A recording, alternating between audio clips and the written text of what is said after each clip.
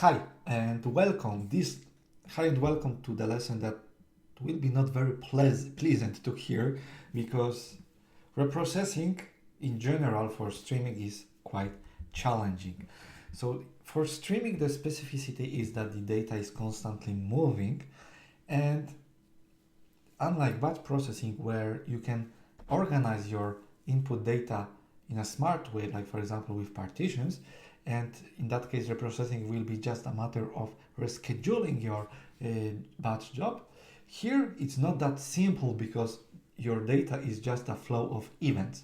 So how to approach this problem is a challenge, but there are different strategies that should help you implement reprocessing or backfilling pipelines for your streaming jobs. But before showing you these approaches, I would like to introduce two major problems you can encounter with streaming pipelines. So the first one is the critical failure.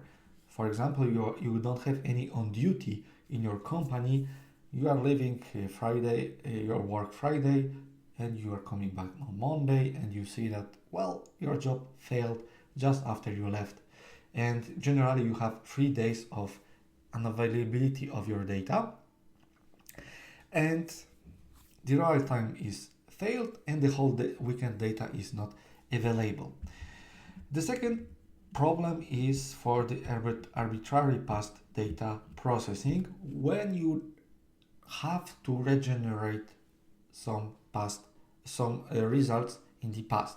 And it may not be related to any failure because real-time job is still running, but you may want to apply this approach, for example, to regenerate the whole week data in order to include, for example, late data that arrived after your late data tolerance period. And what about strategies? So for the first strategy, for the first problem, the easiest and maybe the most popular strategy is to sample restart the pipeline. So you go back in time and the pipeline is running. Hopefully you will be able to scale this processing by adding much more compute power to your cluster and be able to catch on this 3 days late quite quickly. When it comes to the second problem, a popular solution is to use batch pipelines that will share the business logic with the streaming pipeline and will only change the input and eventually the output parts. And let's focus now on each of these strategies. So first on the restart. As an illustration, let's take this example. We have data processing. Here we have the position per partition. We already processed the first items. Now we are processing the second ones. And when we want to restart it for whatever reason, we simply change the positions in the partition store so that data can be reprocessed again. As a drawback, you will see here that we will reprocess the data, and maybe if we don't implement any idempotency logic or don't rely on the idempotency on our data sync, we may introduce the duplicates. And here it's good to add some metadata. Typically, if you watched the module 4, I have been talking about metadata in the context of data source, and here the data source or maybe data generation context is a real-time job or reprocessing job, and with that metadata information we would be able to distinguish these two different values and probably take the most recent one.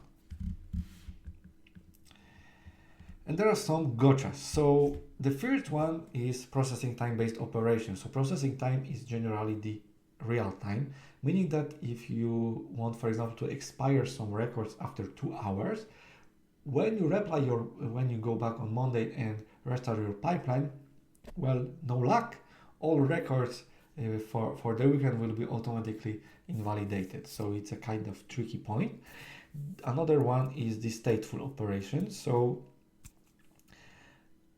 if your job just failed and you restart it, it's fine because you have all the necessary state probably in your state store. But if you want to go back in some arbitrary point in the past, it will be much more challenging to restore the state at this point.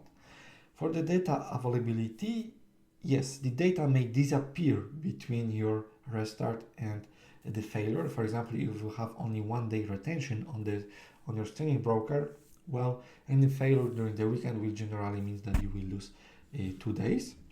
And there is also the output management. So how do you notify your users, either implicitly or explicitly, that the data has been reprocessed? And to finish the infrastructure, obviously, if you take roughly 1 day to process 1 day of data in streaming, if you want to reprocess 3 days and not be too late regarding the real time, you should be able to scale your workloads, your pipelines, so that you can catch up on this late much faster.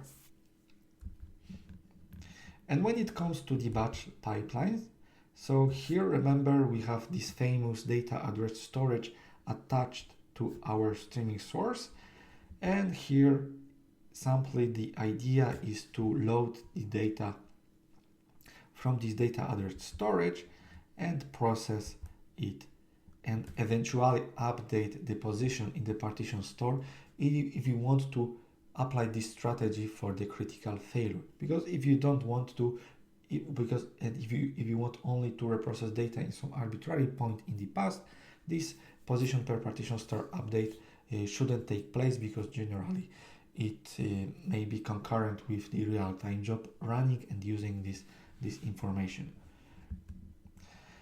And the gotchas are slightly the same, with 2 more points. So first is I think both are related. So the data identification, which is how do I identify the data to reprocess in order to maybe eliminate the risk of introducing duplicates or things like that.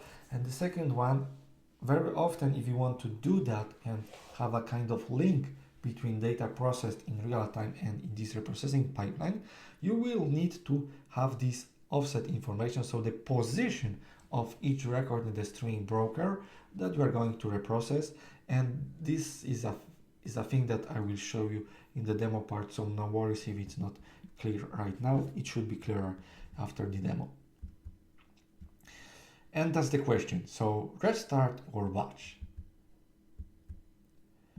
For the restart scenario, the big advantage is the simplicity, because generally you simply start the failed job, eventually making some fixes, or you simply change the positions in the offset and you restart it. Of course, there is some applications that may make your pipeline failing, like for example, if you reprocess all the data and you don't have the state in the state store for a stateful pipeline. But yeah, it's things to keep in mind, but generally this approach will be simpler. But there is also other things, so you have to have some dedicated part for this reprocessing in order to reprocess data faster, and it will not support the arbitrary past data processing with boundaries, because you will not be able to say, hey, I start at this offset, but I want this pipeline to stop at this offset and later immediately go back to real time. No, it won't be possible. Well, I don't like to say that something will not be possible, but I think even though it's technically possible, it will be a quite tricky code to write and to maintain. On the other hand, the batch pipeline is flexible by configuration, by fine-tuning. You can generally you know the data to process, so you can size your cluster for batch job accordingly. The arbitrary past data, so for the boundaries scenario, is supported, but if you use this scenario to handle the critical failure, where after running the batch reprocessing, you will be always late, because you can imagine that to reprocess 3 data of critical failure with batch scenario, you will take 5 hours, which means that after finishing this reprocessing, you will still have 5 hours of real-time data to catch on, to reprocess and to catch up. And another implication is the presence of the metadata in the batch layer that may maybe eliminate some of cloud-based solutions that can probably eliminate some out-of-the-box solutions creating data at rest, because very often they rely on data and this metadata part is not that present, so always check this up. And that's all for this lesson. I didn't give you the answer which one to use, but of course it will depend on your use case. And if you are looking for some code snippets illustrating the approaches, I invite you to the demo lesson just after. So thanks for watching and see you in the next lesson.